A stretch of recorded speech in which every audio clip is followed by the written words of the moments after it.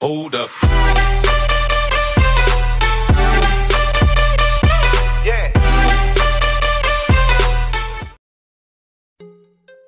Ассаламағалейкум достар. Бүгін біздің 79-шы сабағымыз көк түтін деп аталады. Достар, жай ғана цветной дымдармен жұмыс істеуді тәсілін көрсетемін. Яғни ондай дым сатып алмайық, өздеріміз фотошоппен істейміз әрдайымғыдай. Достар, бүгін және де сіздерді Snapchatпен бір қысқаша таныстырып өтемін. Біздің видеолар бар, негізі Snapchatпен толық таныстырылған. Бүгін біз фотоның басын светокоррекцияны осы Snapchatпен жасайтын боламыз. Окей. Открыть дегенді басасыздар, достар. Осы енді ары қарап галереядан өздеріңіз фотоларыңызды таңдап аласыздар, оны үйретудің қажет жоқ. Окей, әрмен қарай достар, мінекей дәл осындай, енді оригинал фотосы дәл осындай кешқұрым түскен болатын. Біз бір демалысқа барған кезде түсе салған болатын, достар. Мінекей осы фотоны қазір біздер шедевр жасап шығарамыз. Окей, коррекцияға кіресіздер бірінші. Яркость береміз. Яркость толық бермейсіздер, бір 60-70-те жетіп қалады. Екінші цветной баланс, осы барлығын шешетін. Цветной баланс 100-ге көтереміз. Сосын яркость кішкене азайтып, окей, кішкене сарғышта қызыл көк түсті цветтер береміз. Окей, әрмен қарай выборочно, если көзім таңдалмай тұр, достар, осы функцияны аламыз. Өзіміздің ағартатын жерімізді басамыз. Окей, аппақ болып шығады. Қанша жерден ағартқанымызбен сіздердің қол беттеріңіз олар басқа фондағылар сияқты ағармайды. Егер оны общий ағартатын болсаңыздар, достар, сіздердің бетті немесе қолды ағартамын деп отырған кезде басқа фон ақ болып кетуі мүмкін. Сол үшін жеке-жеке осындай керек жерлеріңізді ақ қылсаңыздар болады. Негізі мен өзім қара жігітпін, достар. Енді барынша фотода ағартатын сол. Окей, мына жерден эффект HDR деген бар. Көбісі сұрайды, достар, осы Snapchat'тен істейсіздер. Аса қатты HDR-дің басудың қажет жоқ, кішкене азайтамыз. Яғни арттағы бұлттар бізге четкость берсе болды. Окей. Осымен біздің Snapchatпен жұмысымыз аяқталды. Енді әрмен қарай біздер енді біздің жұмысымыз, окей, мінекей көріп жатсыздар. Мінекей оригиналынан қандай өзгерістер болды. Светокоррекцияның құдіреті осы, достар. Көріп жатсыздар. Snapchat мен көбінесе осындай светокоррекцияларын жақсы көрем. Pixart дәл осындай қылып істей алады деп айта алмаймын. Енді оның светокоррекциясы ерекше. Окей. Әрмен қарай Pixart біздің құдіреті. Pixartқа кіреміз. Окей, достар, Photoshop'тың королі Pixart деп айтсам да. Ойнап айтамын. Әрине енді біздің светодымды аламыз, достар. Бұның ешқандай PNG, ешқандай керегі жоқ. Ең қарапайым түрі обрезайтпен бізге керекті бір ғана баллончикті қырқып аламыз. Енді достар, бұны қоймай-ақ сіздер қолдарыңызға бір нәрсе ұстап түссеңіздер болады. Мен просто сол жерден еш нәрсе таппай қойдым, сосын қолымды осылай түсе салдым. Енді сіздерде де может жоқ болып жатса, сіздерге бұл бір сабақ болады. Окей. Енді осыны қолға демлеп пурлап аламыз. Біздің пышақ қайшы деген сабақта білесіздер, пышақтарды қайшыларды қалай өткізіп өшіргенімізді дәл солай қоюлығын азайтамыз суреттің, және де окей, жоғарыдағы өшіргішті алып, тек қана қолдың үстін ғана өшіріп шығамыз, достар.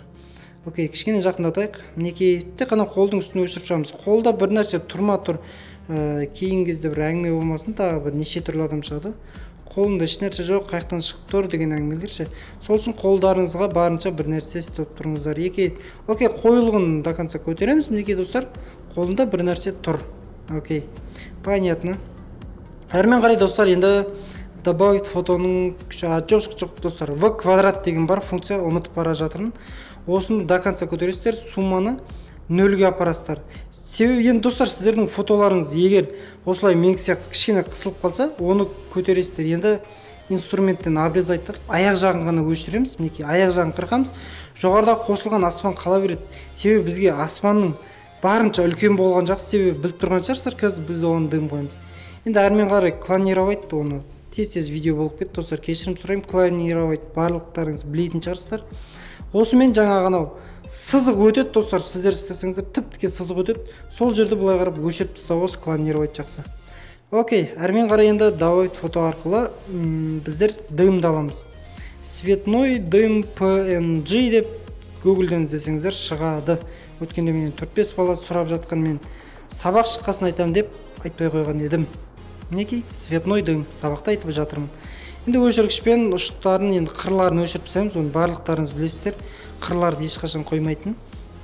Окей, бұл цветной дым бітті. Енді біздер стикерден аламыз. Достар, сіздерге керекті фотолар, мен YouTube каналдың астында керекті фотолардың сілтемесін тастап кетем. Егер ВК-да болсаңыздар, комментарийден ала аласыздар, немесе фото альбомнан. Magic деген осы достар, мінекей осы жерде мінекей осы түсті таңдап аласыздар. Қалғандары сәйкес келмейді, мен барлығын тексеріп көрдім. Егер болып жатса өздеріңіз көресіздер. Осыны үлкейтеміз, осыған кішкене жанастырып дейді ма, жанастырып жібереміз, бір-біріне сәйкестендіріп. Енді қалған артындағы қалған құйрықтарын өшіріп тастай саламыз. Анаған бір-біріне сәйкестендіріп тұрса болды. Окей, кішкене қойылғын азайтып қоямыз, шындыққа жанасу үшін. Окей, бұл бір 3D фото сияқты болады достар. Енді әрмен қарай, енді бізде добавить фото, енді кішкене әсемдік. Мен осыны өзім Photoshop істегенде қосқан болатынмын. Енді біреулер сұрақ қалуы мүмкін, сен осыны өзің фотоңды қосқансың, бірақ қайда деп. Неке добавить фото, бұны қоямын. Енді бұл достар қиын емес. Смешайтқа кіріп, экран немесе светлый таңдасаңыздар болды. Кішкене қойылғаныз дейді. Бұл да бір енді қалай дейді, көзді алдап, бір әдемілік беріп тұрады достар. Қоссаңыздар да болады, қоспасаңыздар да өздеріңіз қалауларыңыз. Окей, ары қарап эффектке кіріп HDR-ге кіреміз достар. HDR-ге апарып, HDR-ден қазір біздер өзімізге бір керекті HDR1-ді таңдап аламыз. Окей, мінекей HDR-ге жылжытамыз. HDR1 жоғарыдағы өшіргіш, иньян белгісі басамыз, бояғышқа ауысады. Тек қана түтіннің ғана үстін бояп шығамыз. Енді өздеріңіздің үстеріңізге қажет жоқ. Итак, бізде Snapchat-тан HDR беріп қойдық. Енді Dodger таңдаймыз. Мінекей бір сәйкес келетін түсті. Окей, мінекей достар, көрдіңіздер. Тадам дейсің ғой. Мінекей достар, жаңағындай фотодан дәл осылай фото шығардық. Бастысы осылай суретке түссеңіздер болды достар. Қалғанның барлығын өздеріңіз қолдан істеп аласыздар. Мінекей достар, тағы да сіздерге пайдам тисе өте қуаныштымын. Сіздерге менің сабағым ұнады деген ойдамын. Рахмет, лайк арқылы білдірсеңіздер болады достар. Сіздермен болған мен Мико Про. Сау саламатта болыңыздар. Бір орында тұра алмай секіріп, билегім келеді